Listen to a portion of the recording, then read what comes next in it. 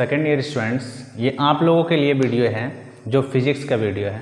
ये आप लोगों के स्थिर विद्युत विभव का पहला पार्ट्स मैंने वीडियो बनाया था, उसका ये दूसरा पार्ट्स है। जस्ट जहाँ से वो ख़त्म हुआ था वहीं से मैंने शुरू किया था, मैंने शुरू किया है इसमें। तो इस वीडियो में आप लोग लास्ट तक बने रहें, आपका बहुत सारा इंपॉर्टेंट ऑब्जेक्टिव आपको मिलेगा और आपके न्यूमेरिकल्स की जो बीच में छोटे छोटे न्यूमेरिकल्स होंगे ऑब्जेक्टिव से रिलेटेड, वो न्यूमेरिकल्स भी मैंने यहाँ जगह छोड़ रखा है, इसको आपको मैं बताऊँगा। तो यहाँ पे आप समझिए, पहले स्टार्ट करते हैं आज का। देखिए, किसी चालक द्वारा आवेशों को संचित करने की क्षमता क्या कहलाती है? तो धारिता कहलाती है। यानी कोई चालक है, अगर वो आवेश जितना ज़्यादा मात्रा में अगर वो संचित कर सकता है, वो उसकी क्षमता, जो आवेश संचित करने की जो क्षमता होती है, वो क्षमता कहलाती है धारिता। आवेश किसके समानुपाती होता है? ये आवेश समानुपाती जो विभव लिखे हैं, ये याद रखना है, ये संधारित्र से रिलेटेड शब्द है, संधारित्र से रिलेटेड टॉपिक है कि आवेश किसके समानुपाती होता है? तो विभव के समानुपाती। यानी जैसे जैसे आवेश हम बढ़ाते हैं वैसे विभव बढ़ेगा। तो यहाँ पे तीसरा क्वेश्चन है, धारिता क्या है? तो धारिता क्या नहीं, धारिता बराबर क्या है? तो धारिता बराबर होता है आवेश बटे विभव, यानी C बराबर होगा Q/V। तो धारिता का ऐसे मात्रक इसी से आप निकाल सकते हैं। आवेश का होता है कूलाम और विभवांतर या विभव का होता है वोल्ट, तो कूलाम प्रति वोल्ट होगा। धारिता का एक और मात्रक होता है जो भौतिक शास्त्री के सम्मान में रखा है, जिसको कहा गया है फैरड। ठीक है, इसको ऐप से सूचित करते हैं, बड़ी ऐप लिखते हैं। एक फैरड बराबर क्या होता है? तो एक कूलाम प्रति वोल्ट, यानी इन दोनों के चूँकि ऐसे ही मात्रक है, दोनों इक्वल होगा, तो 1F बराबर होगा 1 CV पर, यानी 1 कूलाम प्रति वोल्ट। जब किसी चालक के विभव में 1 वोल्ट की वृद्धि के लिए, कह रहे कोई चालक है, उसके विभव में अगर हम 1 वोल्ट की वृद्धि करना चाहते हैं और उसके लिए 1 कूलाम आवेश की आवश्यकता होगी, तो उस चालक की जो धारिता होगी वो कितनी होगी? तो 1 फैरड होगी। धारिता का विमेय सूत्र लिख दिया गया है। जब किसी संधारित्र पर 100 वोल्ट का विभव आरोपित हो तो उसकी धारिता 177 पिको फैरड होती है। तो संधारित्र के प्लेटों पर कितना आवेश होगा, यानी Q निकालना है। तो सबसे पहले प्रश्न में क्या दिया हुआ देखिए, संधारित्र पर 100 वोल्ट का विभवांतर है, तो V बराबर हम लोग लिखेंगे 100 वोल्ट, और ये जो है धारिता है, यानी C बराबर है 177 पिको फैरड। तो यहाँ पर हम लोग यहाँ देखेंगे कि C और V, मेरे पास C भी है और हम लोगों को निकालना क्या है? Q। तो इस फॉर्मूला से ही हम लोग निकालेंगे, चूँकि हम लोग फॉर्मूला पढ़े हैं C बराबर Q/V, तो 1 इसके बराबर होगा Q बराबर CV। तो Q बराबर CV फॉर्मूला से अगर हम ले तो हो जाएगा कितना? C का वैल्यू है 177 इंटू, यहाँ पिको फैरड को फैरड में बदल सकते हैं, तो 10 पे पावर -12 फैरड होगा, और इसको मल्टीपल कर देंगे हम लोग 100 से, तो 177 इंटू 10 पे पावर हो जाएगा -10, और आवेश होगा कूलाम मात्रक। लेकिन याद रखना है आपको, स्टैंडर्ड फॉर्म में लिखना है, तो इसको 2 पॉइंट और आगे ले लेंगे, तो 1.77 होगा, और 10 पे पावर हो जाएगा यहाँ पर 10 पे पावर 8, यानी -8 कूलाम होगा। ठीक है, अब अगला क्वेश्चन देखिए। अगला क्वेश्चन है, दो चालक वस्तुओं को पराविद्युत माध्यम से इस प्रकार अलग रखा जाए कि आवेश की उच्च मात्रा संचित कर सके, जमा कर सके, तो ऐसी व्यवस्था क्या कहलाती है? तो ऐसी व्यवस्था याद रखना है आपको कि संधारित्र कहलाएगी। जब संधारित्र के प्लेटों के बीच निर्वात हो, यानी 2 प्लेट है संधारित्र में, याद रखना है कि 2 प्लेट होते हैं, उन दोनों प्लेट पर ही आवेश संचित होता है। तो इन दोनों प्लेटों के बीच अगर निर्वात हो तो उसका जो धारिता होगा, उस धारिता का सूत्र है ये ε0A/d। तो याद रखना है कि A जो यहाँ दिख रहा है वो क्या है? तो ये दोनों जो प्लेट लिए गए हैं, इन दोनों प्लेटों का क्षेत्रफल है ये, और यहाँ जो बीच में जो D दिया है, इन दोनों के बीच का डिस्टेंस, यानी दोनों प्लेटों के बीच की दूरी D, और A हो गया इन दोनों प्लेटों का क्षेत्रफल। तब जाकर के धारिता का सूत्र ये होता है। इसका न्यूमेरिकल देखिए, इसमें न्यूमेरिकल क्या है कि यदि 2 फैरड के समांतर प्लेट संधारित्र के बीच की दूरी 0.5 सेंटीमीटर है, तो दोनों प्लेटों के बीच का क्षेत्रफल कितना होगा? दोनों प्लेटों का क्षेत्रफल कितना होगा? तो यहाँ पर देखिए क्वेश्चन क्या है, ये 2 प्लेट है और इन दोनों प्लेटों के बीच का जो डिस्टेंस है वो है 0.5 सेंटीमीटर।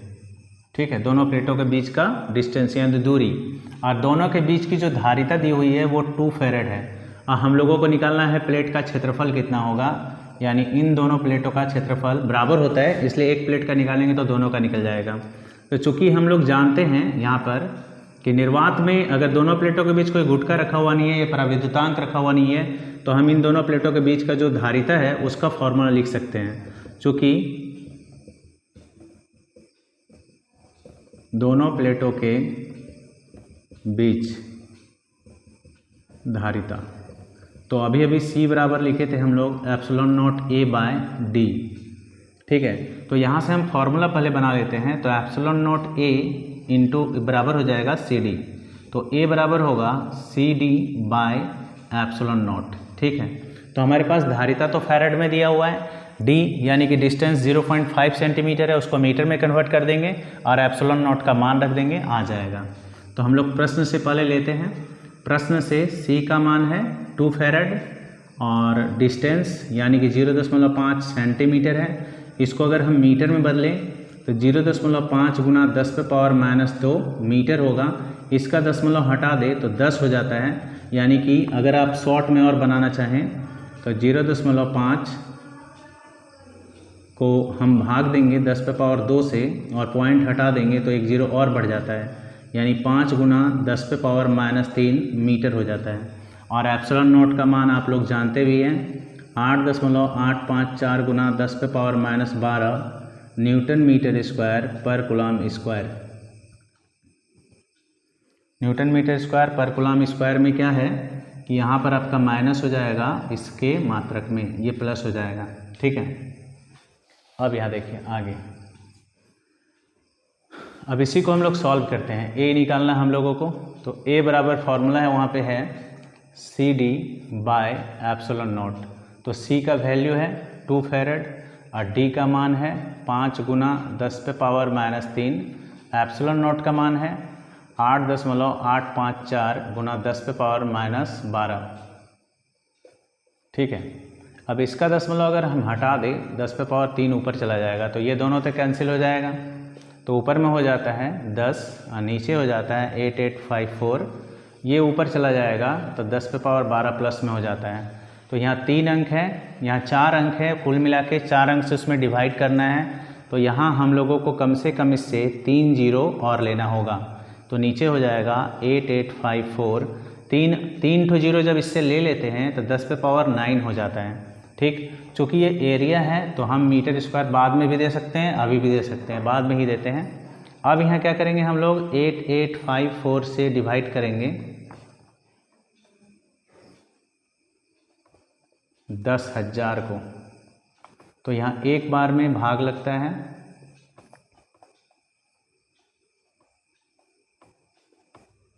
0.0, ठीक। अब यहाँ 8 से अगर डिवाइड करते हैं तो एक बार फिर 6 0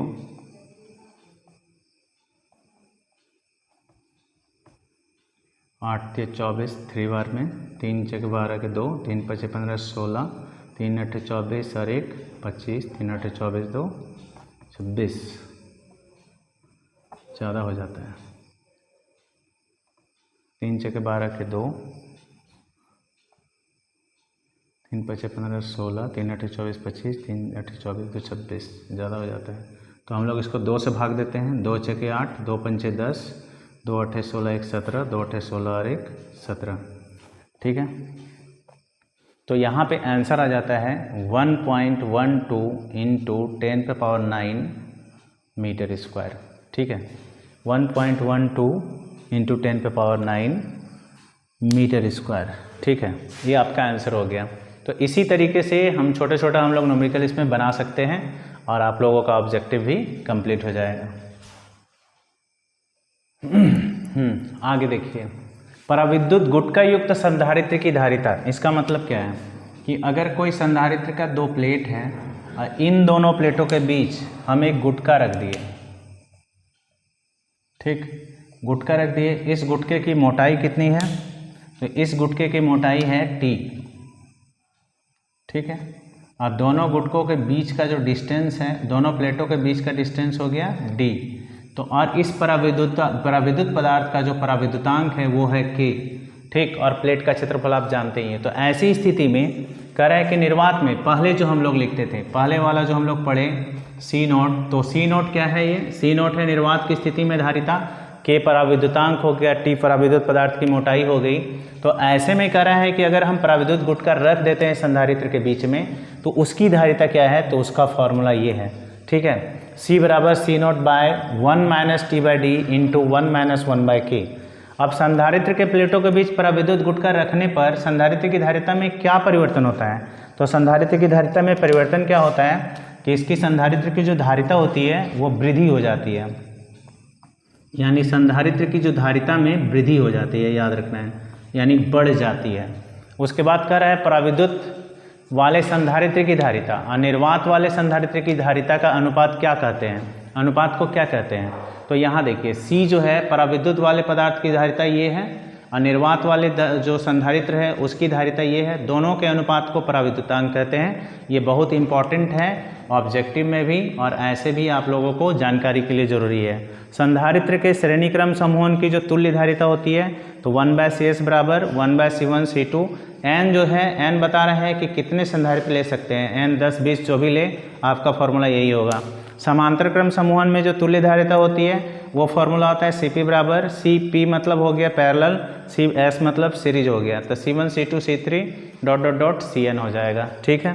तो आप लोगों का वीडियो ज़्यादा लंबा ना हो इसके लिए मैं 17 ही ऑब्जेक्टिव बना रहा हूँ, क्योंकि इसमें 2 न्यूमेरिकल आए थे, न्यूमेरिकल की वजह से थोड़ा सा बड़ा हो रहा है, ठीक है।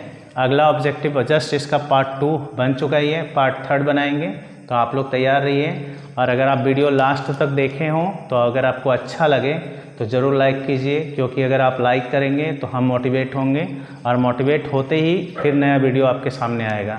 आपका एक लाइक हमें मोटिवेट करता है। और कमेंट ज़रूर कीजिएगा, कमेंट करने से क्या होता है कि हमको लगता है कि नहीं आपने पूरा वीडियो देखा, ठीक है।